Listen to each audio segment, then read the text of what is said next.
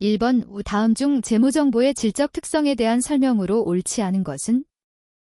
1번 재무정보가 유용하기 위해 갖추어야 할 주요 속성을 말한다. 2번 적시성 있는 정보 제공을 위해 신뢰성을 희생시켜도 된다. 3번 유형자산을 역사적 원가로 평가하면 목적적 합성은 저하되나 신뢰성은 제고된다. 4번 재무정보가 갖추어야 할 가장 중요한 질적 특성은 목적적 합성과 신뢰성이다. 정답은 2번입니다. 2번 다음 중 수익의 인식에 대한 설명으로 가장 틀린 것은? 1번 재화의 판매 이후에도 판매자가 관련 재화의 소유에 따른 위험의 대부분을 부담하는 경우에는 수익을 인식해서는 안 된다. 2번 수강료 수익의 인식은 용역 제공의 완료 시점인 강의 종료일에 인식하여야 한다. 3번 배당금 수익은 배당금을 받을 권리와 금액이 확정되는 시점에 인식한다. 4번 로열티 수익은 관련된 계약의 경제적 실질을 반영하여 발생 기준에 따라 인식한다. 정답은 2번입니다. 3번 다음은 단기 중 취득한 유가증권 관련 자료이다. 해당 유가증권을 단기 매매증권으로 분류하는 경우와 매도가능증권으로 분류하는 경우 기말 손익계산서상에 계상되는 당기손익에 미치는 영향은 각각 얼마인가? 1번 단기 매매증권 397만원, 매도가능증권 400만원. 2번 단기 매매증권 400만원, 매도가능증권 397만원. 3번 단기 매매증권 400만원, 매도가능증권 0원. 4번 단기 매매증권 397만원, 매도가능증권 0원. 정답은 4번입니다. 4번 다음 중 일반 기업 회계기준상 유형자산의 취득원가에 대한 설명으로 바르지 못한 것은? 1번 자산의 취득, 건설, 개발에 따른 복구원가에 대한 충당부채는 유형자산을 취득하는 시점에서 해당 유형자산의 취득원가에 반영한다. 2번 증여로 취득한 자산은 공정가치를 취득원가로 한다. 3번 건물과 토지를 일괄 취득 후 건물을 신축하기 위하여 기존 건물을 철거하는 경우 그 건물의 철거 비용은 전액 당기 비용으로 처리한다. 4번 다른 종류의 자산과의 교환으로 취득한 유형자산의 취득원가는 교환을 위하여 제공한 자산의 공정가치로 측정한다. 정답은 3번입니다. 5번 유형자산의 감가상각방법 중 정액법, 정률법 및 연수합계법 각각에 의한 2차 연도 감가상각비가 큰 금액부터 나열한 것은? 1번 정률법, 정액법, 연수합계법. 2번 정률법, 연수합계법, 정액법. 3번 연수합계법, 정률법, 정액법. 4번 연수합계법, 정액법, 정률법. 정답은 3번입니다. 6번 다음 중 제조원 가명세서에 관한 설명으로 옳지 않은 것은? 1번 제조원 가명세서의 단기 제품 제조원가는 손익계산서의 제품 매출원가 계산 시 반영된다. 2번 제조원 가명세서는 단기 총제조원가를 구하는 과정을 나타내는 보고서이다. 3번 단기 총제조원가는 직접 재료원가, 직접 노무원가, 제조간접원가의 총액을 나타낸다. 4번 제조원 가명세서 항목 중 기말원 재료와 기말 제공품은 재무상태표에 영향을 미치는 항목이다. 정답은 2번입니다. 7번 다음 중 정상개별원가 계산에 대한 설명으로 옳지 않은 것은? 1번 기본원가는 실제 발생한 원가를 사용하고 제조간접원가는 예정배부액을 사용하여 원가를 계산하는 방법이다. 2번 실제 개별원가 계산에 비해 신속한 원가 계산을 할 수 있다. 3번 기초에 미리 예측한 제조간접원가 예산액을 실제 조업도로 나누어 예정배부율을 계산한다. 4번 제조간접원가 실제 발생액과 예정배부액의 차이를 조정하는 배부차이 조정이 필요하다.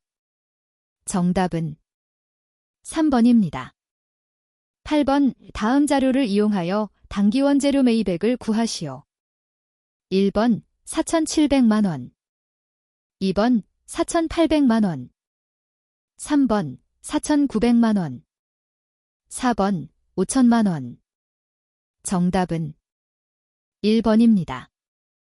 9번 다음 중 종합원가 계산에 대한 설명으로 틀린 것은? 1번 기초재 공품이 없는 경우 종합원가 계산에 의한 원가 배부 시 평균법과 선입선출법의 결과가 동일하다. 2번 평균법에 비해 선입선출법은 당기의 성과를 이전의 기간과 독립적으로 평가할 수 있다. 3번 선입선출법은 전기에 이미 착수한 기초재 공품의 기완성도를 무시하고 기초재 공품이 당기에 착수한 것으로 가정하여 원가 계산을 한다. 4번 선입선출법은 공손품을 모두 당기에 착수한 물량에서 발생한 것으로 보고 원가 계산을 한다. 정답은 3번입니다. 10번 다음 중 표준원가 계산의 유용성과 한계에 대한 설명으로 틀린 것은? 1번 표준원가의 설정에 시간과 비용이 많이 소요되지 않는다. 2번 사전에 설정해 놓은 표준원가를 이용하여 제품원가 계산을 함으로 신속한 제품원가 계산이 가능하다. 3번 표준원가는 재무적 측정치, 권가통제, 만을 강조하고 비재무적 측정치, 품질 등을 무시한다. 4번 실제 원가와 표준원가와의 차이를 분석함으로써 성과평가에 유용하다. 정답은 1번입니다. 11번 다음 중 부가가치세법상 간이과세자에 대한 설명으로 가장 옳지 않은 것은? 1번 간이과세자의 적용 범위는 직전 연도의 공급대가의 합계액이 8천만 원 미달하는 개인사업자이다.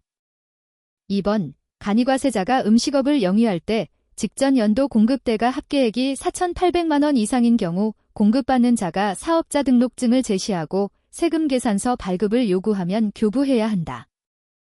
3번 간이과세자의 해당 과세기간에 대한 공급대가의 합계액이 4,800만 원 미만이면 납부 의무를 면제한다. 4번 간이과세자가 부가가치세 과세기간에 대한 신고를 직접 전자신고하는 경우 납부세액에서 1만 원을 공제하거나 환급세액에 가산한다.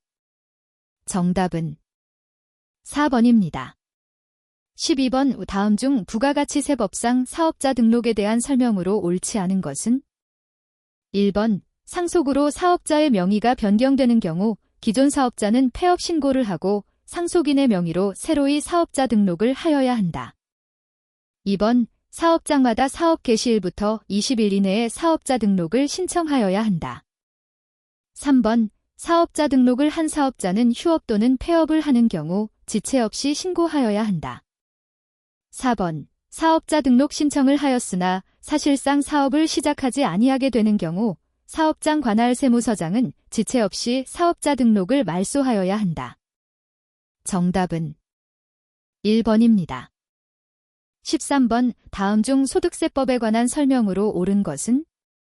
1번 거주자란 국내에 주소를 두거나 183일 이상의 거소를 둔 개인을 말한다. 2번 외국을 항행하는 선박 또는 항공기 승무원의 경우 생계를 같이 하는 가족이 거주하는 장소 또는 승무원이 근무기간 외의 기간 중 통상 체재하는 장소가 국내에 있다 하더라도 당해 승무원의 주소는 국내에 있는 것으로 보지 아니한다. 3번 캐나다의 시민권자나 영주권자의 경우 무조건 비거주자로 본다. 4번 국내에 거소를 둔 기간은 입국하는 날부터 출국하는 날까지로 한다. 정답은 1번입니다. 14번 다음 중 법인세법상 업무용 승용차 관련 비용의 손금 불산입 등 특례에 관한 설명으로 틀린 것은? 1번 법인이 사용하는 모든 차량에 대하여 적용하지는 않는다. 2번 임직원 전용 자동차 보험에 가입하고 운행기록부상 확인되는 업무 사용 비율을 곱한 금액만 손금에 산입하는 것이 원칙이다. 3번 법인이 이용하는 업무용 승용차가 임차한 렌트 차량인 경우 임차료의 70%를 감가상각비 상당액으로 인정한다. 4번 업무용 승용차로서 임직원 전용 자동차 보험에 가입하였으나 운행기록 등을 작성하지 않은 경우 업무 사용 비율이 없는 것으로 보아 해당 업무용 승용차의 관련 비용은 전액 손금 불산입한다. 정답은 4번입니다. 15번 다음 중 법인의 구분에 따른 납세 의무에 대한 설명으로 틀린 것은? 1번 영리내국법인은 국내부의 원천소득에 대하여 각 사업연도 소득에 대한 법인세 납세 의무가 있다. 2번 비영리 내국법인의 경우 청산소득에 대한 법인세 납세 의무가 없다. 3번 영리 및 비영리 외국법인의 경우 청산소득에 대한 법인세 납세 의무가 없다. 4번 외국의 정부는 비과세법인이므로 대한민국에 과세권이 없다. 정답은 4번입니다.